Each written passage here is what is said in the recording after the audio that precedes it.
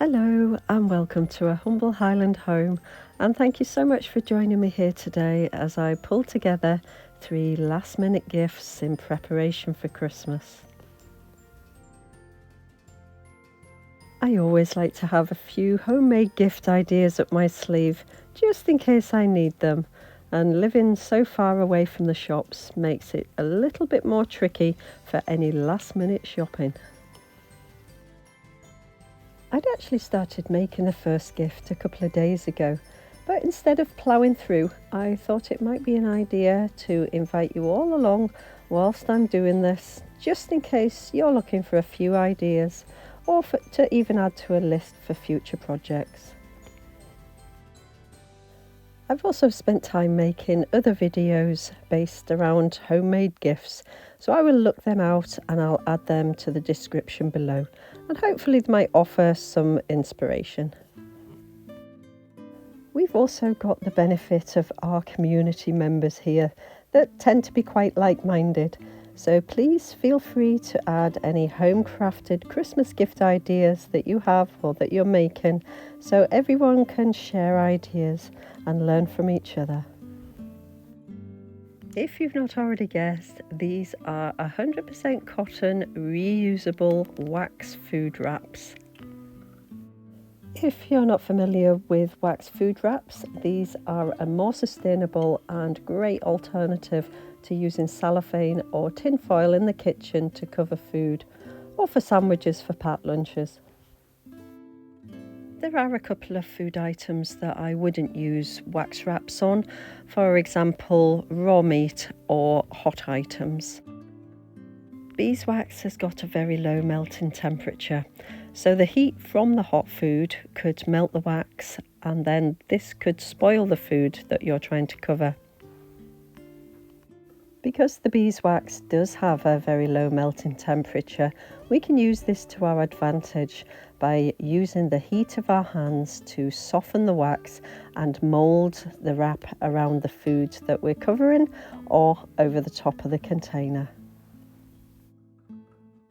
You can buy beeswax wraps in many different places and online, but they're also very easy to make at home, and you can make them to a size that works best for you.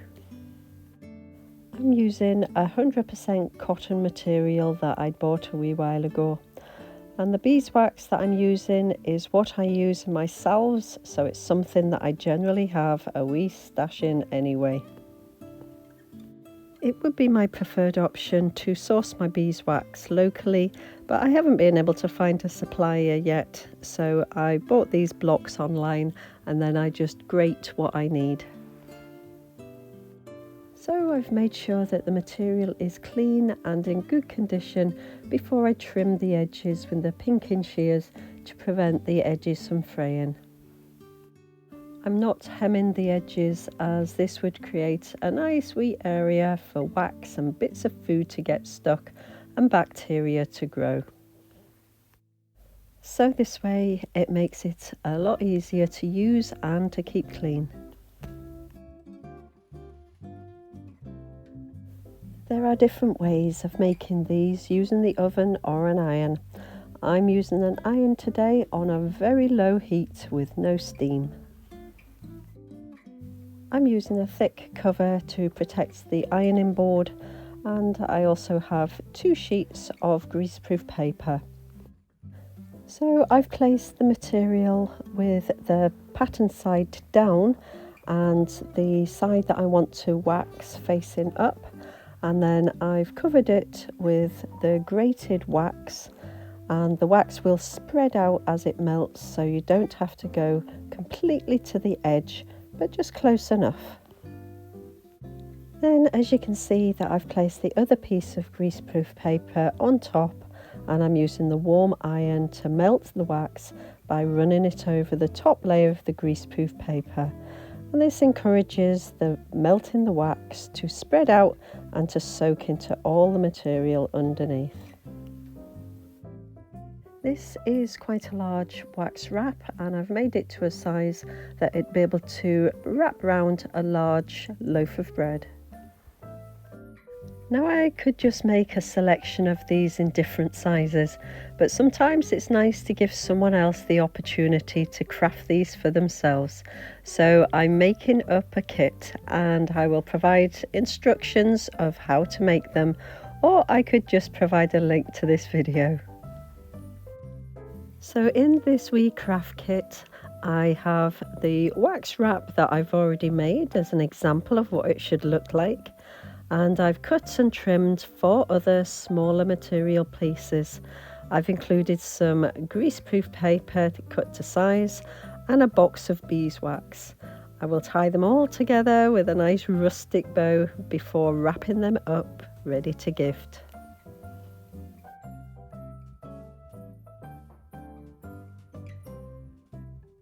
Next today I'm making a simple garlic infused oil using homegrown garlic and extra virgin olive oil that we brought back from our Italian travels in September. Now there are some things to bear in mind when making garlic oil, especially the storing of it, as it doesn't have a very long shelf life, especially if the garlic is left in the oil when you gift it. Now garlic oil is something that we use in our kitchen quite regularly, and I just have to remember to burp it every day to release any gas buildup. We tend to use our garlic oil quite quickly, and we use the garlic and the oil at the same time, sometimes in cooking and in salad dressings. So we don't have a problem with the storage of it, but you can store it in the fridge or you can freeze some. Just remember to take it out of the fridge or the freezer in plenty of time so it can return to room temperature and the oil will clear, because once it's in the fridge or in the freezer it will go cloudy. When I'm making an infused oil as a gift, I just make it up a couple of days before I'm due to hand it over. This is a really good way of using up any of those smaller garlic cloves that you might have. I'm peeling the garlic and then just adding them to a wider necked glass bottle.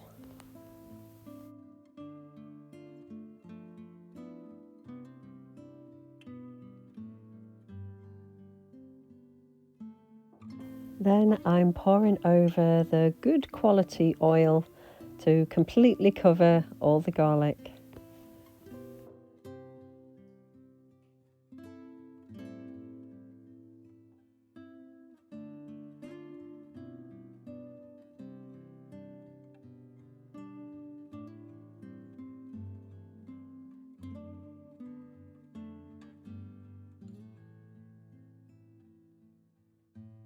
Then a quick wipe round the rim with a cloth before putting the lid on and adding a nice rustic decorative cover.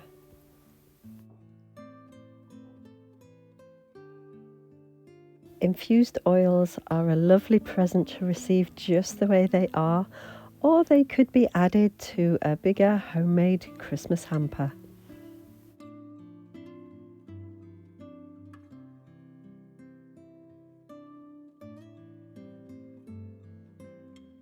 Lastly, today I am making a batch of traditional Scottish tablet. Scottish tablet is a sweet treat which is traditionally served after a meal or alongside a cup of tea or coffee. I believe tablet dates back to the 17th century and was originally made using just sugar and cream. In this recipe, the cream has been replaced by butter and condensed milk. Tablet could be mistaken for fudge, whereas fudge has got a higher fat content, so it's softer and smoother, and tablet has got a higher sugar content, so it's harder and it's more grainy. I'd never heard of tablet until I moved to Scotland, and now I like to cook it as gifts. This is not my tablet recipe that I'm using today, but most recipes are very, very similar, and you can add some different flavourings, but this one is just a plain tablet. I will add a link to this recipe in the description below. I think one of the points I would make before starting this recipe is to make sure that you're not going to have any distractions, especially just before pouring it into the tray, as it only takes seconds for it to go from ready to be poured to be overcooked. And yes, I'm talking from experience. So using a very large pan, and it needs to be a very large pan because the mixture will eventually bubble up and it needs space to be able to bubble up into. The first ingredients to go into the pan is the cup of milk, the granulated sugar and the butter. You can use caster sugar instead of granulated sugar. I've just always used and known granulated sugar to be used. Over a low heat, allow the butter to melt and the granulated sugar to completely dissolve. And it's important that you allow the sugar to dissolve completely. If not, it will show in the tablet at the end product. Then it's time to add the condensed milk and bring to the boil. It is so important that you keep stirring at all times, and once it's boiled for about 20 minutes, then you take it off the heat and keep beating it, and then pour it straight into the tray in one move. The tablet will start to set as soon as it is poured, so it needs to be poured in one go to get it even. It might not even get a chance to spread out to the edges of the baking sheet before setting.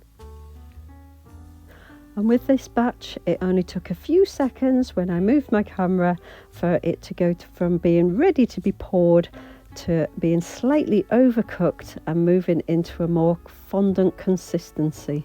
But my reliable chief taste tester here assures me that the taste is up to scratch. It just doesn't look as smooth as it should do in the tin. Whilst the tablet was cooling, I just scored out the pieces and then I leave it to cool completely for a few hours before breaking it up and adding it to a few rustic bags or into a basket for display. Please check out the description for lots more details of the things that I've made today. I'm going to head off and get these stored ready for wrapping or taking with us. Thank you so much for being with me here today. Have a lovely Christmas. Take care of yourselves and others, and I'll see you in the next video.